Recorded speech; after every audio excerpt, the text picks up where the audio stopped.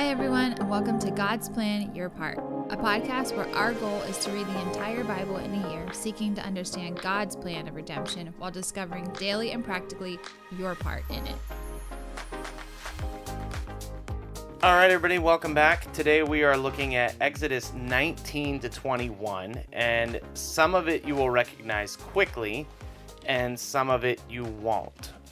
We kind of get like an introduction to going to Mount Sinai. We get the actual 10 Commandments.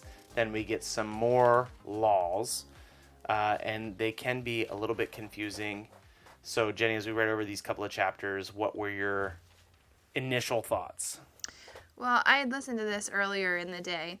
Something that stood out to me that I think I should just kind of like talk about first is I really thought it was cool how how God is residing in the mountain. So it's kind of like I was talking to Ryan earlier. It reminds me of like a makeshift temple. So like God is speaking to Moses via the mountain. Okay, no one else is allowed to go in it. That is just like specifically a place where Moses goes to like talk with the Lord. I think it's super cool. It's very interesting. We see a little bit of like foreshadowing of what the temple will look like as far as Moses telling the people like, don't try to come up here. Don't try to go into the mountain. Don't try to touch the mountain because God's presence is within it and it will kill you if you attempt to go in here. So I thought that was very interesting. Then we get into the 10 Commandments, which we've heard before 1,000 times. I felt like that was pretty straightforward.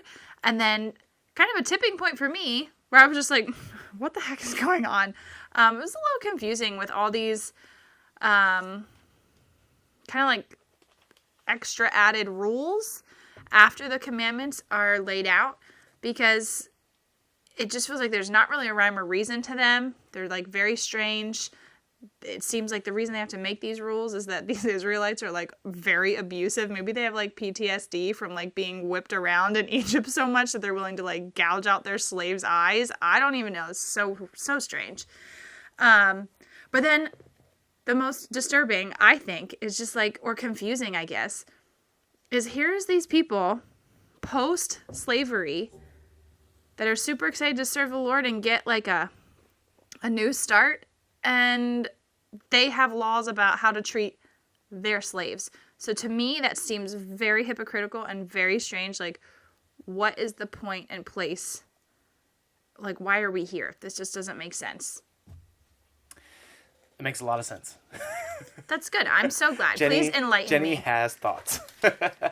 Okay, so you're on the right track with kind of using the mountain as like a makeshift temple. I think that's a really good way to look at it. So on the temple note, think about where we've been, where we are, and where we're going. Mm-hmm. So God originally dwelt with Adam in the Garden of Eden. Mm-hmm. A lot of people call the Genesis account of the Garden of Eden like a cosmic temple.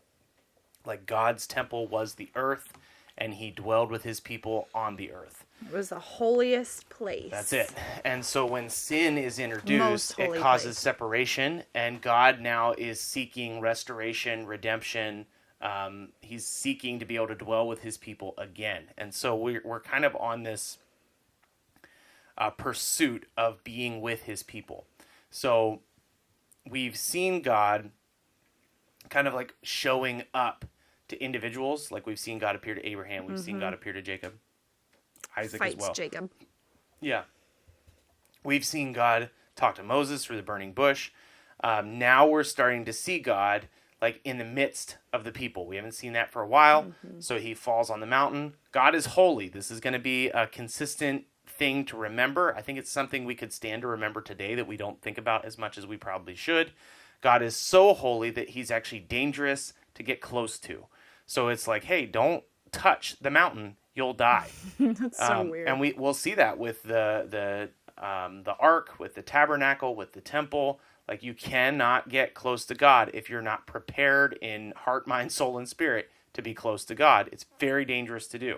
That is new for us now because now God dwells inside of us, which is kind of like that progression of how God is seeking us. That is possible because Jesus has given his life, and now God can have a relationship with us through Jesus.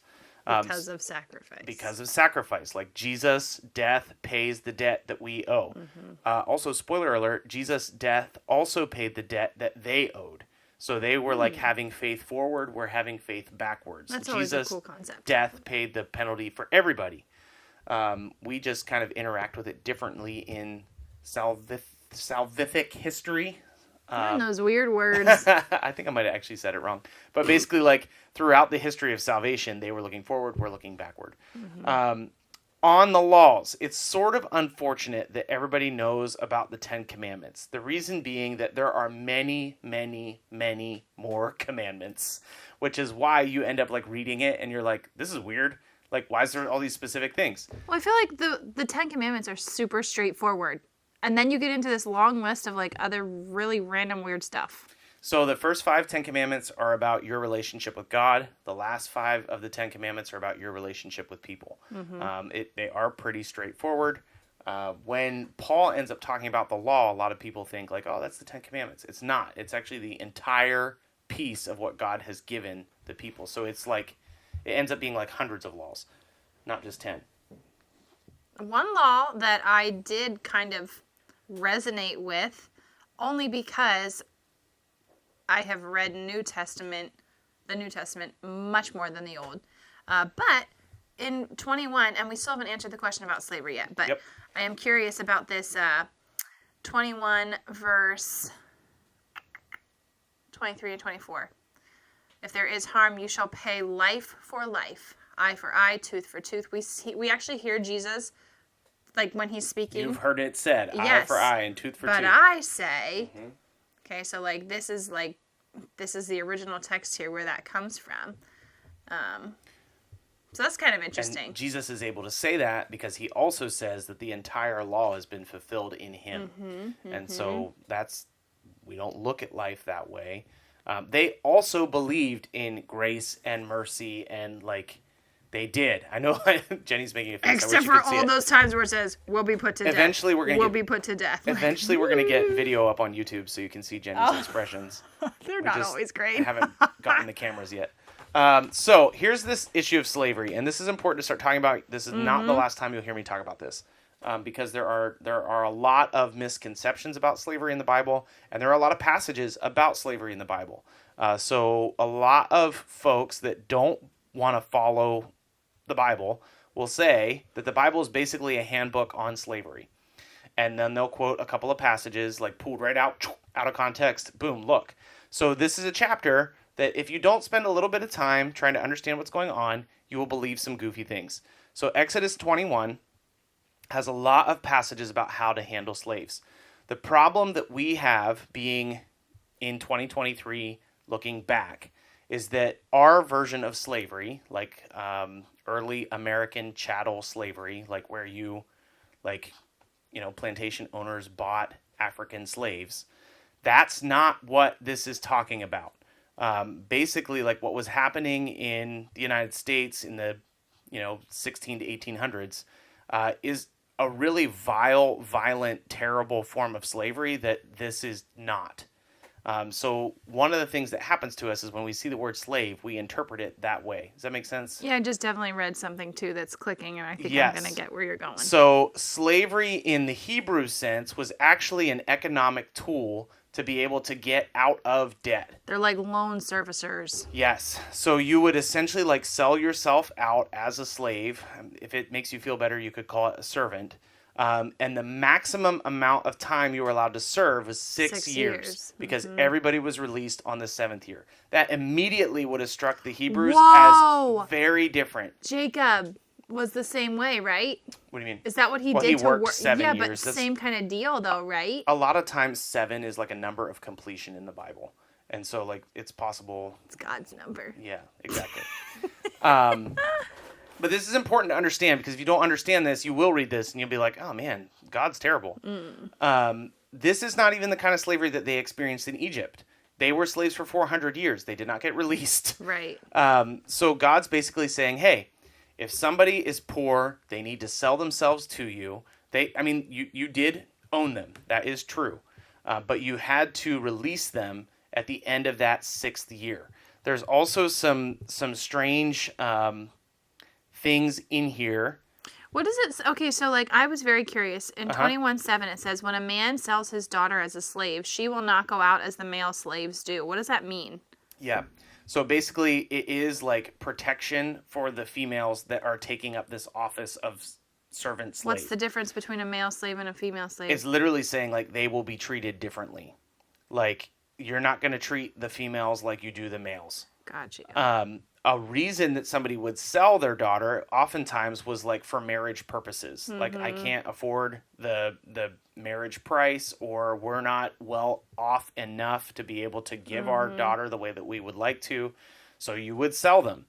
Now keep in mind, like that hits us a different way than it would have hit them. Because oftentimes people would sell themselves into slavery, or they would be sold into slavery, and it was a way for them to actually advance their economic status across the 6 years that they served. So they went from having nothing to having a place to live, food to eat, people to care for them. Like it was, they worked, they definitely did, but it was a way for them to move ahead, because at the end of that 6 years, they actually were much better off than they were at the time before. You'll also notice that when it comes to kind of the law code of how you deal with slaves, there is an honor for life present in that law code. So we'll have plenty more opportunities to look at how these slavery laws play out, but it's very, very important that you remember that this is like an economic advancement tool, and there's always respect for life. There's always like, hey, these are human beings. They're made in God's image. You're not going to take advantage of them. You're not going to mistreat them. Obviously, a lot of these verses were pulled out of context to help the church support very ugly, terrible things, and we need to understand Scripture well so that we don't do that again. Like, that was not good. It continues to not be good. So it's important that we understand what God intends when he talks about slavery in the law. Okay, so something else that I noticed that's kind of like not sitting super well with me was we know that God intends marriage for one man, one woman. Mm-hmm. And if these are laws and words from God that he's supposed to be giving to, that Moses is supposed to be giving to the people, it's just strange to me that in verse 10 of chapter 21 says, this is like in relation to a daughter being sold off like as a wife, but in reference to the husband that she is with, it says, if he, meaning the husband, takes another wife to himself, he shall not diminish her food, her clothing, or her marital rights. And if he does not do these things for her, she shall go out for nothing without payment of money.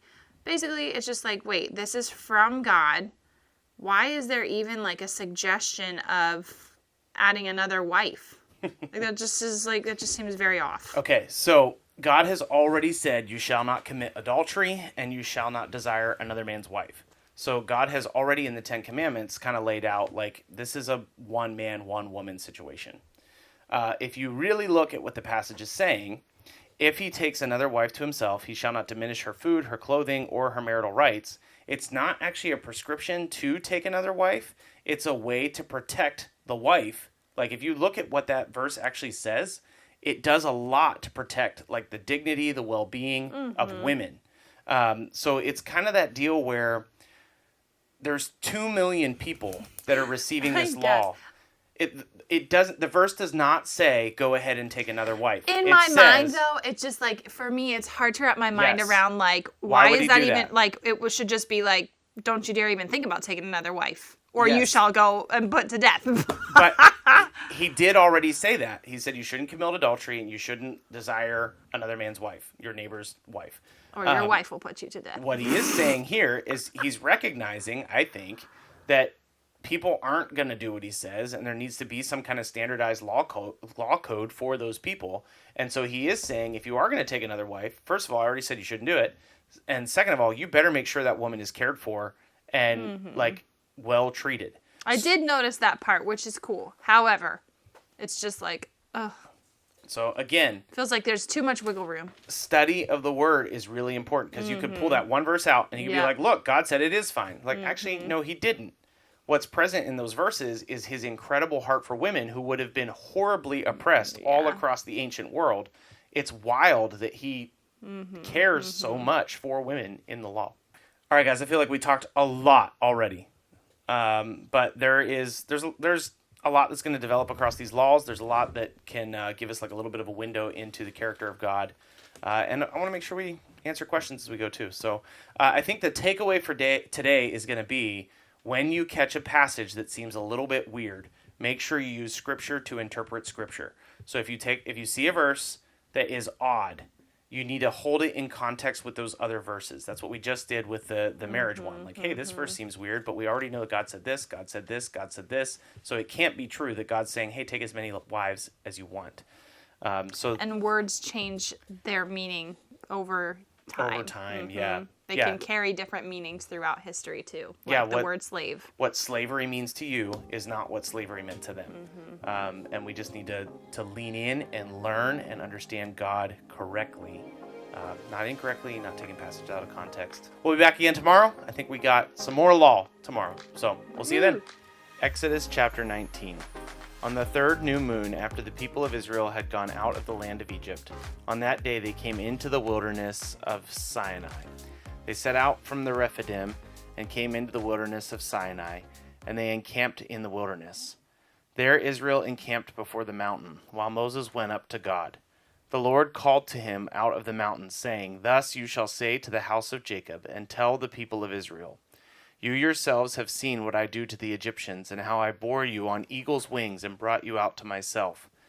Now therefore, if you will indeed obey my voice and keep my covenant, you shall be my treasured possession among all peoples, and all the earth is mine, and you shall be a kingdom of priests and a holy nation. These are the words that you shall speak to the people of Israel. So Moses came and called the elders of the people and set before them all these words that the Lord had commanded him. All the people answered together and said, All that the Lord has spoken we will do. And Moses reported the words of the people to the Lord. And the Lord said to Moses, Behold, I am coming to you in a thick cloud, and the people may hear when I speak with you, and may also believe you forever. When Moses told the words to the people to the Lord said to Moses, Go to the people and consecrate them today and tomorrow, and let them wash their garments and be ready for the third day. For on the third day the Lord will come down on Mount Sinai in the sight of all people, and you shall set limits for the people all around, saying, Take care not to go up into the mountain or touch the edge of it. Whoever touches the mountain shall be put to death. No hand shall touch him, but he shall be stoned or shot. Whether beast or man, he shall not live. When the trumpet sounds a long blast, they shall come up to the mountain. So Moses went down from the mountain to the people and consecrated the people, and they washed their garments. And he said to the people, Be ready for the third day, do not go near a woman. On the morning of the third day, there were thunder and lightning and a thick cloud on the mountain and a very loud trumpet blast, so that all the people in the camp trembled. Then Moses brought the people out of the camp to meet God, and they took their stand at the foot of the mountain. Now Mount Sinai was wrapped in smoke, because the Lord had descended on it in fire. The smoke of it went up like the smoke of a kiln, and the whole mountain trembled greatly. And as the sound of the trumpet grew louder and louder, Moses spoke, and God answered him in thunder. The Lord came down on the mountain at Sinai, to the top of the mountain. And the Lord called Moses to the top of the mountain, and Moses went up. And the Lord said to Moses, Go down and warn the people, lest they break through to the Lord, to look, and many of them perish. Also let the priests who come near the Lord consecrate themselves, lest the Lord break out against them. And Moses said to the Lord, The people cannot come up to Mount Sinai, for you yourself warned us, saying, Set limits around the mountain and consecrate it. And the Lord said to him, Go down and come up, bringing Aaron with you. But do not let the priests and the people break through to come up to the Lord, lest he break out against them. So Moses went down to the people and told them. And God spoke all these words, saying, I am the Lord your God, who brought you out of the land of Egypt, out of the house of slavery. You shall have no other gods before me. You shall not make for yourself a carved image, or any likeness of anything that is in heaven above, or that is in the earth beneath, or that is in the water under the earth. You shall not bow down to them or serve them. For I, the Lord your God, am a jealous God, visiting the iniquity of the fathers of the children to the third and the fourth generation of those who hate me, but showing steadfast love to thousands of those who love me and keep my commandments. You shall not take the name of the Lord your God in vain, for the Lord will not hold him guiltless who takes his name in vain. Remember the Sabbath day and keep it holy. 6 days shall you labor and do all your work, but the seventh day is a Sabbath to the Lord your God. On it you shall not do any work, you or your son or your daughter, your male servant or your female servant, or your livestock, or the sojourner who is within your gates. For in 6 days the Lord made heaven and earth, the sea, and all that is in them, and rested on the seventh day. Therefore the Lord blessed the Sabbath day and made it holy. Honor your father and mother, that your days may be long in the land that the Lord your God is giving you. You shall not murder. You shall not commit adultery. You shall not steal. You shall not bear false witness against your neighbor. You shall not covet your neighbor's house. You shall not covet your neighbor's wife, or his male servant, or his female servant, or his ox, or his donkey, or anything that is your neighbor's. Now when all the people saw the thunder and the flashes of lightning, and the sound of the trumpet and the mountain smoking, the people were afraid and trembled. And they stood far off and said to Moses, You speak to us, and we will listen, but do not let God speak to us, lest we die. Moses said to the people, Do not fear, for God has come to test you, that the fear of him may be before you, that you may not sin. The people stood far off, while Moses drew near to the thick darkness where God was. And the Lord said to Moses, Thus you shall say to the people of Israel, You have seen for yourselves that I have talked with you from heaven. You shall not make gods of silver to be with me, nor shall you make for yourselves gods of gold. An altar of earth you shall make for me, and sacrifice on it your burnt offerings and your peace offerings, your sheep and your oxen. In every place where I cause my name to be remembered, I will come to you and bless you. If you make me an altar of stone, you shall not build it of hewn stones, for if you wield your tool on it, you profane it. And you shall not go up by steps to my altar, that your nakedness may not be exposed on it. Now these are the rules that you shall set before them. When you buy a Hebrew slave, he shall serve 6 years, and in the 7th year he shall go free for nothing. If he comes in single, he shall go out single. If he comes in married, then his wife shall go out with him. If his master gives him a wife, and she bears him sons or daughters, the wife and her children shall be her master's, and he shall go out alone. But if the slave plainly says, I love my master, my wife, and my children, I will not go out free, then his master shall bring him to God, and he shall bring him to the door of the doorpost. And his master shall bore through his ear with an awl, and he shall be his slave forever. When a man sells his daughter as a slave, she shall not go out as the male slaves do. If she does not please her master, who has designated her for himself, then he shall let her be redeemed. He shall have no right to sell her to a foreign people, since he has broken faith with her. If he designates her for his son, he shall deal with her as with a daughter. If he takes another wife to himself, he shall not diminish her food, her clothing, or her marital rights. And if he does not do these 3 things for her, she shall go out for nothing, without payment of money. Whoever strikes a man so that he dies shall be put to death. But if he did not lie in wait for him, but God let him fall into his hand, then I will appoint for you a place to which you may flee. But if a man willfully attacks another to kill him by cunning, you shall take him from my altar that he may die. Whoever strikes his father or his mother shall be put to death. Whoever steals a man and sells him, and anyone found in possession of him shall be put to death.